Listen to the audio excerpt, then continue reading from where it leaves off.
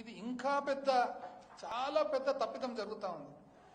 ఏమేదేనంటే మొట్టమొదటిసారిగా చరిత్రలో ఎప్పుడు కూడా లేదు, ఈ ఏపీఎండిసి ఖనిజాభివృద్ధి సంస్థ అప్పు చేసే దానికోసము ఆర్బీఐ డైరెక్ట్ డెబిట్ మ్యాండేట్ అని ఇవ్వడం జరిగింది. అంటే అర్థమేమి, ప్రతి రాష్ట్రానికి కూడా బ్యాంక్ ఖాతా ఎవరి దగ్గర ఉంటుంది? ఆర్బీఐ దగ్గర, రిజర్వ్ బ్యాంక్ ఆఫ్ ఇండియా దగ్గర ఉంటుంది. ప్రతి రాష్ట్రానికి, దేశానికి, రాష్ట్రానికి రిజర్వ్ బ్యాంక్ ఆఫ్ ఇండియాలో ఖాతా ఉంటుందన్నమాట. ఎట్లయితే మనందరికి కూడా సేవింగ్స్ అకౌంటు, బ్యాంక్ అకౌంటు ఉంటుందో రాష్ట్రానికి ఆర్బీఐలో ఉంటుంది.